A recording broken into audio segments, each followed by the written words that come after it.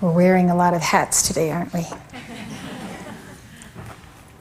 So, this is the book, Mark Prophet's book, and its title is The Answer You're Looking For is Inside of You. It's like Jesus, go not here, go not there, for the kingdom of God is within you. So these are some excerpts, so you can assess this book and say, how would so-and-so like to hear this, or how would so-and-so like to read this, and how would they receive it? You kind of put yourself in the place of various people that you know and decide whether you think that they are ready for it. So this is page 8 of the book. Can you sin, be forgiven, and not have to make restitution? Now I am going to explain to you the law of karma as you have probably never heard it explained before. From the time of Christ and even before Christ, people have had a sense of guilt. People still do. And in this sense of guilt, they seek forgiveness for their sins. Where do they seek it? They seek it from God. And they seek it from someone lesser than God, because Jesus Christ gave the power to forgive sins to his apostles. And they, in turn, transferred that authority to the priests down through history. Now, people have a funny idea. They have funny ideas about karma and forgiveness. They think that you can kick a man and go up to him afterwards and say, "Will you forgive me?" And the man, Christian as he is, says, "Of course I will. I realize that you did wrong, but I'll forgive you." Then you turn to God and you say to God, "I kicked a man. Will you forgive me?" And God says, "Yes, I'll forgive you." So man has forgiven you, God has forgiven you, and you feel very forgiven. And you believe that your slate is now wiped clean, but you see, the record of your injustice is still there. The whopping mistake that popes, priests, ministers, and people have made for thousands of years is this. They don't understand that although God and man have pardoned you, the great law requires that you make restitution for your misdeeds. In other words, you can be forgiven immediately, but God's justice must be meted out. Your misdeeds are not wiped out simply because someone, even God, forgives your sins. For as you do unto others, so will it be done unto you. That is the irrevocable law of the Great White Brotherhood. Do you know why down through the centuries many people became Christians? They became Christians because they were told that Jesus Christ would forgive their sins. And this is true. However, they don't understand that they still have to make restitution for their sins. In his book, Autobiography of a Yogi, Yogananda relates the story about the Indian master Babaji. One night, Babaji's disciples were sitting around a bonfire that had been prepared for a sacred ceremony. Suddenly, Babaji grabbed a burning brand from the hot fire and lightly struck the bare shoulder of a disciple who was near the fire. One of the master's disciples said to the master, "How cruel!" What was the master's answer? He said, "Would you rather have seen him burned to ashes before your eyes according to the decree of his past karma?" Then Babaji put his hand on the disciple's injured shoulder and healed him. And Babaji said, "I have freed you tonight from painful death. The karmic law has been satisfied through your slight suffering by fire." I would like to pause a moment to tell you a story about myself because it comes to mind so clearly at this juncture. We were in Holy Tree House, our first house in Virginia, and I was cooking something very hot that had oil in it in a pan. And as I was pouring the oil out, and it was extremely hot, it went over a portion of my hand. So it was very, very painful. And I remember asking Mark about that pain. And this is the amazing story. the story that came out of it was that many, many centuries ago, I had a wicked uncle who in this life was my father. And he was forcing me to marry someone or to have a liaison with someone or whatever it was. And I was very angry at this uncle and did not want anything to do with him. So I took those who worked for me and we got on horseback, and one night we went through this uncle's farm and set the places where the peasants lived on fire, and then galloped away, never to return. So this was happening, this burnt hand of mine, just before a conference. And so what I had to do is, through that burning of my hand, I was able to make restitution of burning this uncle's estates or his facilities for his workers. So it shows you, now this was centuries and centuries ago. That's amazing. Another amazing thing about karma, that we could have done something 10,000 years ago, and it takes all that time for it to cycle back and back to us. But my karma was mitigated for the amount of service I had rendered from that time to the present. I never forgot that lesson. And so here it is again. The karmic law has been satisfied through your slight suffering by fire.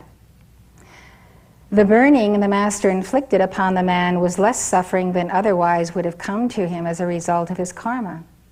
He may have burned someone to death in a past life, but had since become a good man, was no doubt practicing attunement with God, and was performing religious service.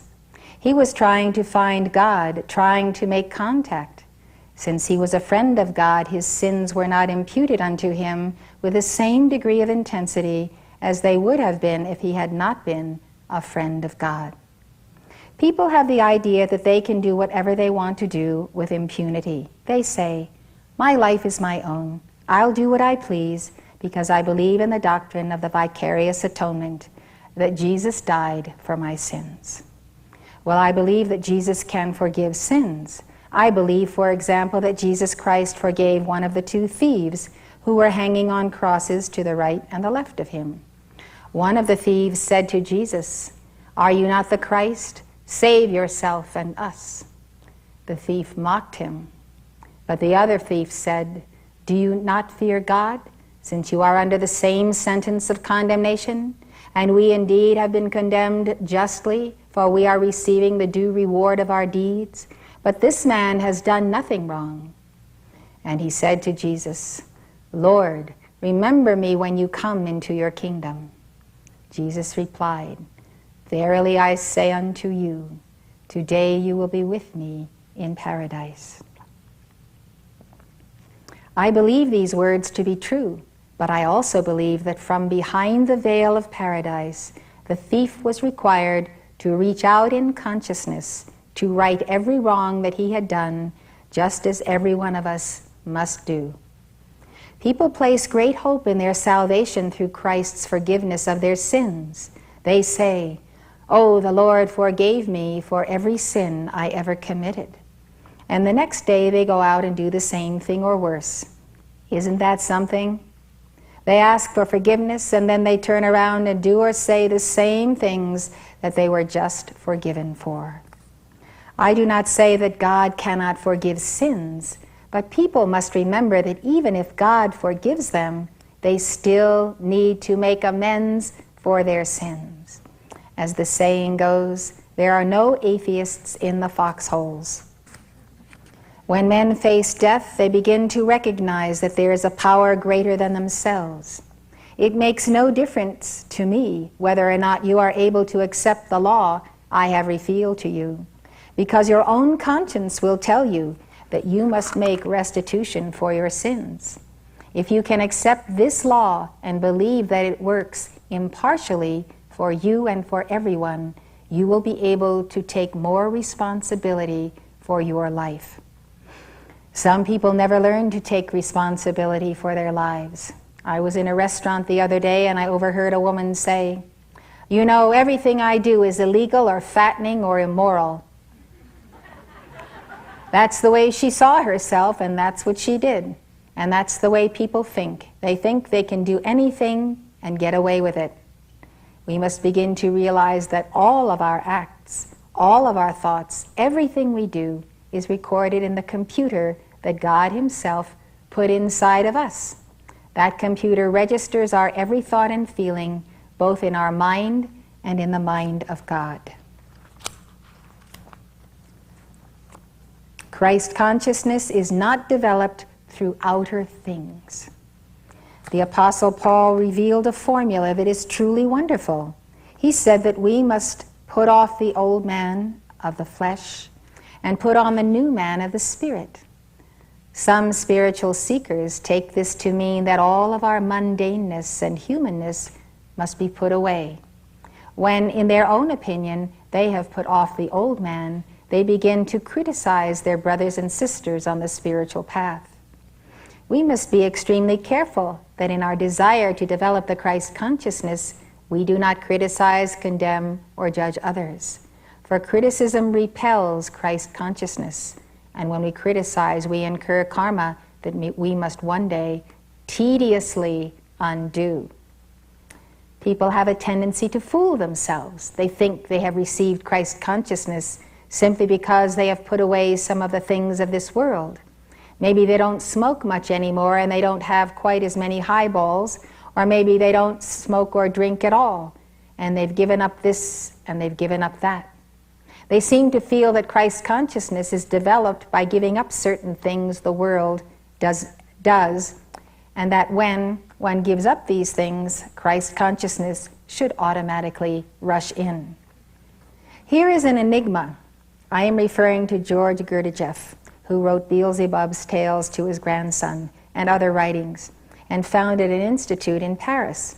Gurdjieff didn't give up his cigarettes or his vodka, and from the standpoint of some seekers of God, these habits made Gurdjieff unacceptable as a spiritual teacher. Yet he was quite well known as a mystic, and he was the teacher and guru of that great Russian writer Uspensky, who wrote the Tertium Organum. Somehow we get the idea that everyone who abstains from this and that is just a little bit better than those who indulge. Once again, I go to the Apostle Paul, who speaks about this when he takes up the subject of eating meat. Eating meat poses a problem for many people because they think it will prevent them from having Christ consciousness. Meat commendeth us not to God, Paul said, for neither if we eat are we the better, neither if we eat not are we the worse. Abstinence, not eating meat, for example, and being good little children in every way according to human standards, does not guarantee us Christ consciousness. Conversely, just because you eat meat doesn't mean that you don't have Christ consciousness. I know people on both sides of the fence. I can remember Mark asking Elmoria specifically about the meat question. And this is what Moria said: if you're going to eat meat, you're going to have to do twice as much violet flame. I thought that was a very funny answer at the time, because Mark was definitely not expecting that.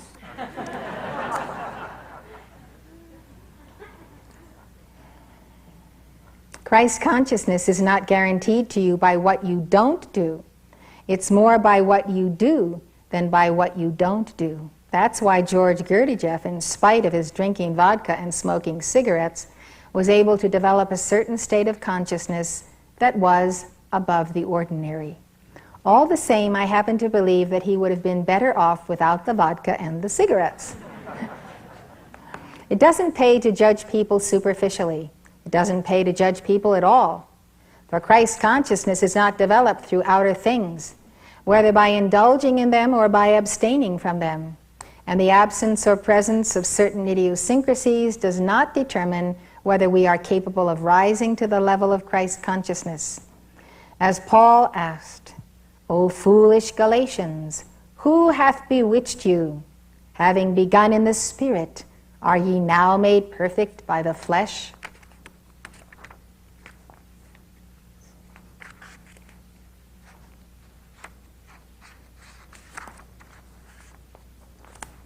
Your thoughts may be your brother's stumbling block. As I said, the most important thing of all is to get rid of our human blocks. Don't judge people, because that's a diversion that will take you away from the source of Christ consciousness. If I start trying to figure out what everybody is about, I'm going to stop myself right in my tracks, because my attention isn't on the presence of God. It isn't on the laws of God. My attention is on a human being who may be stumbling or who may be transcending. We have to remember that people are rising in consciousness all the time. If your thoughts about them are not good and you decide they don't have Christ consciousness because of something they are doing, you are putting a stumbling block in their pathway. Your thoughts have wings. They fly to the person you are thinking about and they lodge in his desire body. At a certain point, when the human smog level gets dense and your negative thoughts begin to accumulate in that person's world, your little thought may be the straw that breaks the camel's back of his desire to do right. You may be to blame for his defeat because you put that stumbling block in his pathway. So it is always best to withhold judgment. That doesn't mean, however, that you shouldn't exercise your powers of discrimination. Discrimination is a quality of the Christ and a quality of Christ consciousness. Discrimination is like a rudder. You'd be an awfully poor sailor if you were sailing without a rudder, because you need to have a rudder to steer. Likewise, you have to be able to discriminate good from evil in people if you're going to steer through the seas of life. You also have to learn how to walk the razor's edge between discrimination, which is able to divide the real from the unreal, and criticism, condemnation, and judgment, which is harmful. Cutting down mental baggage. In order to develop the Christ consciousness, we have to let go of the world for certain stated periods. Jesus himself went up into a mountain to pray. This signified his coming apart from the world. Jesus got on a boat, probably a stinky old fishing boat. Most of them are, you know. And he and his disciples launched out onto the Sea of Galilee. They got away from the shoreline, away from the people, and there they communed with God. They didn't carry much in their suitcases like some of our women do. But the men are even worse. The first time we went to California, we took up just about one whole compartment of the train. We had boxes and suitcases piled, heaven knows only what. I even had a radio transmitter along with me so I could broadcast. I was going to talk back and forth to my wife and others from my hotel room or anywhere else in the city. Oh, we had everything. We had so many porters when we went up to the hotel that they probably thought I was that Shah of Iran. I remember one time when I walked into the Dodge House in Washington, D.C. wearing my purple robe, and the elevator man looked at me and said, "Are you a king or something?" Are you a king or something? So we've really had a time learning what to take and what not to take with us. Well, I'm cutting it down now. If you want to develop Christ consciousness, you have to cut down some of your excess baggage, your mental baggage. Start meditating on God and don't get caught up in the past. I have tuned in, as Reese Stevens has, and as you may also have, to events that took place thousands of years ago. I have seen ancient scenes of past civilizations as if they were live on TV today. These scenes are all part of what we call the Akashic records. When you start to develop Christ consciousness, you must be careful not to get caught up meandering through the astral plane or in the Akashic records. This may occur during states of reverie that sometimes accompany meditation. You start to meditate on God, and the first thing you know, you're in a dreamy state. You may suddenly see before your mind the face of a girlfriend or some chum of yours. The picture is there for a minute. It has no meaning. Then something else comes along. It's kind of a phantasmagoria, because it is nothing more than a haphazard playback from your subconscious memory. Letting reverie and imagination run away with you is a state of mind that is an enemy of your developing Christ consciousness. All imagery from the past, latent, expressed, or otherwise, has to be set aside, and consciousness has to be alerted. This is the truth, and I have to state it. You have to get away from reverie and from sights and smells and sounds of the past in order to develop Christ consciousness, because you haven't had Christ consciousness before. What you have had is human consciousness. If you're going to put off the old man or woman and put on the new, you have to create a frame of reference that at least resembles what you think the new man or woman should resemble. One of the ways to put off the old man or woman and develop Christ consciousness is to meditate on the Christ. I visualize Jesus without too much facial definition. That's the way I started thinking about him several years ago. I mainly visualized the white robe and the radiance coming out of the robe. I didn't try to be too definite with it. I let the image develop on the film, so to speak, and I kept my attention on God, because God is higher than Christ. Christ comes out of the source. God is spirit. Jesus said that those born of the Spirit are like the wind. It blows here and it blows there. Nobody sees it, so when you visualize God, you don't really see God, but you see God's light as it emanates from the Christ. After you have been doing this for a long time, you may experience an unusual happening. You may suddenly feel currents running all through your body, over your hands and down to your feet. You may feel an almost unspeakable joy. When this happens, you know you are getting a wave of Christ's radiation. As that wave passes through you, it aligns the inward parts of your being with the patterns of the Christ. Christ is putting his patterns into you at all levels, superconscious, conscious, subconscious, and unconscious. And billions of cells, the building blocks of your memory body, your mind, your emotions, and your physical body, become charged with Christ's radiance. That's one of the ways you develop Christ consciousness. You further develop it through good deeds, through harmonious interchanges, and through expressions of holy love.